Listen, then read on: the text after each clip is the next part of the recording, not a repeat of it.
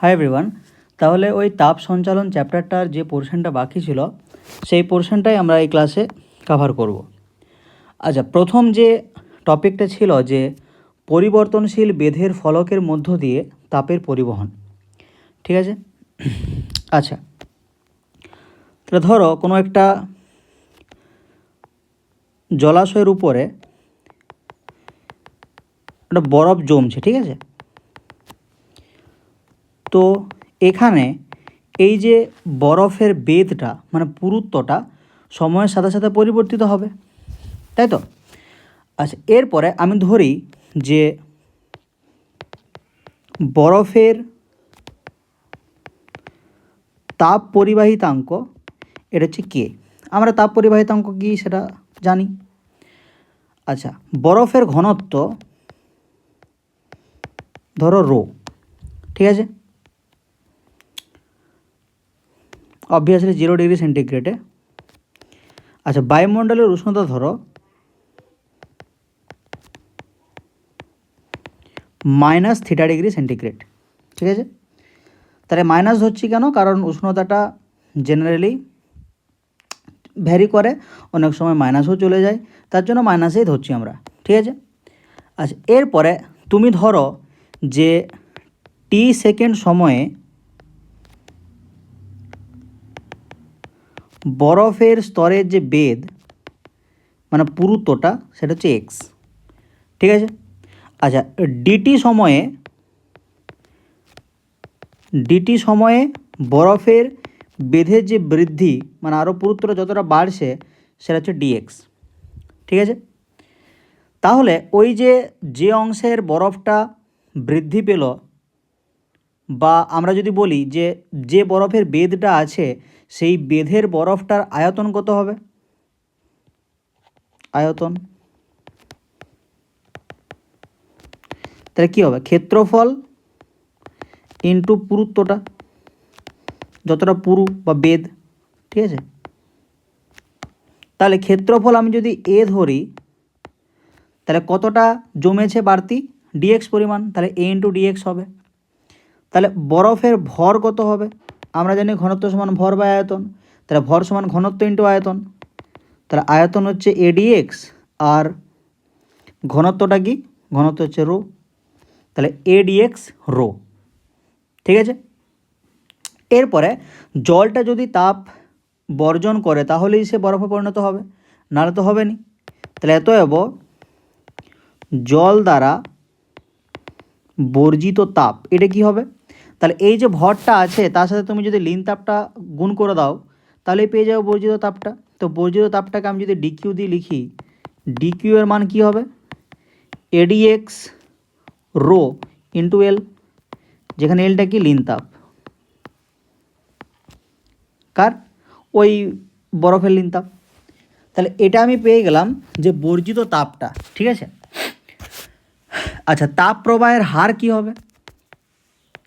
তাপ প্রবাহের হার, তাহলে এই যে তাপটা আছে এর সাথে যদি সময়টা ভাগ করে দাও তাহলে হার পেয়ে যাবে, মানে ডিকিউ বাই ডিটি এটা যদি করো তাহলে হার পেয়ে যাবে। তাহলে ডিকিউ বাই ডিটি সমান করলে ওটা লিখতে হবে A rho L dx by dt. আমি ডেরিভেটিভের ফর্মে লিখতে চাইছি আর কি, ঠিক আছে? আচ্ছা, এরপরে আমি এটাকে কার সাথে সমান করব? আমাদের যে তাপ পরিবাহিতাঙ্কের রাশিমালাটা ছিল তার সাথে। তাহলে প্রাথমিক উষ্ণতা 0, মানে পরিবেশের উষ্ণতা -θ ছিল আর উষ্ণতা ছিল তোমার বরফের 0। তাহলে দুটো ডিফারেন্সটা নেব, সেটাকে এক্স দিয়ে ভাগ করব। এক্স মানে কি ছিল? বরফের পুরুত্বটা। আমরা কঠিনের ক্ষেত্রে দৈর্ঘ্য দিয়ে ভাগ করি, এখানে দৈর্ঘ্য আমরা ধরে নিয়েছিলাম যে বরফটা এতটা পুরু বা এতটা বেধ রয়েছে, তার জন্য এক্স নিচে রইবে, ঠিক আছে? আচ্ছা, তাহলে কি পড়ে থাকবে উপরে? কে এ থিটা বাই এক্স এটা পড়ে থাকবে। তাহলে এখন যে ফর্মটা পেলাম যে ডি থিটা বাই ডিটি সমান কে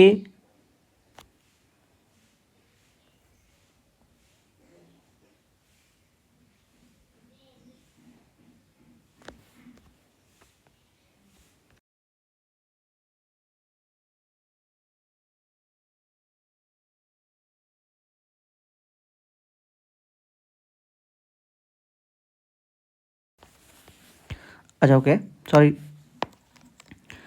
আচ্ছা, তাহলে এই যে ফর্মটা এলো যে A rho L dx by dt সমান K A theta by x. তাহলে এখানে যেগুলো কমন আছে সেগুলো আমি কাটবো। ধরো এটা কাটা যাবে নাকি, তাহলে কি পড়ে থাকবে, এক্স ডিএক্সটাকে একদিকে নিয়ে আসো, তাহলে এক্স ডিএক্স সমান কী হবে, K theta by rho L dt. ঠিক আছে। আচ্ছা, এরপরে এটাকে আমি বোথ সাইড ইন্টিগ্রেশন করব কীভাবে, তাহলে আমি যদি ধরি যে প্রাথমিক অবস্থায় ওর বেদ ছিল x1 আর যখন সময়টা t1 ওর বেদ হচ্ছে x2, মানে সময় যখন 0 তখন বেদ x1, সময় যখন 0 থেকে একটু পেরিয়ে গেছে মানে t1 হয়েছে তখন বেদ হচ্ছে x2। যদি তুমি এভাবে ধরো তাহলে x dx সমান তাহলে K theta by rho L dt. তাহলে সময় যখন 0 বেদ হচ্ছে x1, সময় যখন t1 বেদ হচ্ছে x2। বোথ সাইড ইন্টিগ্রেশন করছি আর কি। ঠিক আছে। তাহলে ইন্টিগ্রেশন করলে যে ফর্মটা পাবে ওখান থেকে t1-এর যে মানটা আসবে সেটা হচ্ছে rho L x2 square minus x1 square by 2k theta. ঠিক আছে। তাহলে এই ফর্মটি তুমি পাবে। হলো। এরপরে তুমি যদি ধরো যে প্রাথমিক সময়টা 0 তখন x1টাও 0, মানে কোনো বরফ ওখানে জমেনি। ঠিক আছে। আর টি যদি t1 বলো আর x2টাকে x বলো। ঠিক আছে। বলটো হওয়া বললে যে t1 সমান t, তাহলে যখন সময় 0 তখন x1-এর মানটা তুমি যদি 0 ধরো, আর যদি বলো যে t1টা যদি t হয় তাহলে x2-এর মানটা x, তাহলে এই যে সমীকরণটা পেয়েছি এই সমীকরণটায় কী লেখা যাবে, t1-এর জায়গায় t লিখবে। তাহলে t সমান rho L x square by 2k theta. তাহলে কত সময় লাগবে সেই টি এর মানটাও কিন্তু পেয়ে যাচ্ছি। ঠিক আছে। তাহলে এইটা গেল একটা তোমার প্রমাণ, এটা বাকি ছিল। ঠিক আছে। আচ্ছা, নেক্সট পোর্শন যেটা ছিল নিউটনের শীতলীকরণ সূত্র, তাই তো। আচ্ছা, নিউটনের শীতলীকরণ সূত্র কি বলছে, নিউটনের শীতলীকরণ সূত্র। ঠিক আছে। তাহলে তোমার কাছে যে বস্তুটা আছে ওই বস্তুটার উষ্ণতা আর পরিবেশের উষ্ণতা তাদের মধ্যে যদি ডিফারেন্সটা খুব একটা বেশি না হয়, কি বললাম, যে বস্তুটা আছে আর পরিবেশ যেটা আছে তাদের যে উষ্ণতা, ওই উষ্ণতার যদি ডিফারেন্স বেশি না হয়, মানে উষ্ণতার পার্থক্য যদি কম হয় আর কি। ঠিক আছে। বেশি হওয়া চলবে না পার্থক্য, যে বস্তুর উষ্ণতা 10 ডিগ্রি পরিবেশের উষ্ণতা 100 ডিগ্রি ওরকম না, পার্থক্যটা কম হতে হবে। তার ক্ষেত্রে কিন্তু এই নিউটনের শীতলীকরণ সূত্রটা প্রযোজ্য। ঠিক আছে। তাহলে পরিবেশের সঙ্গে যদি বস্তুর উষ্ণতার পার্থক্যটা কম হয় সেক্ষেত্রে এটা প্রযোজ্য। তো যখন পরিবেশের উষ্ণতা ও বস্তুর উষ্ণতার পার্থক্য কম হয় তখন বস্তু দ্বারা তাপ বর্জনের হার ও উষ্ণতার পার্থক্য পরস্পরের সমানুপাতিক। ঠিক আছে।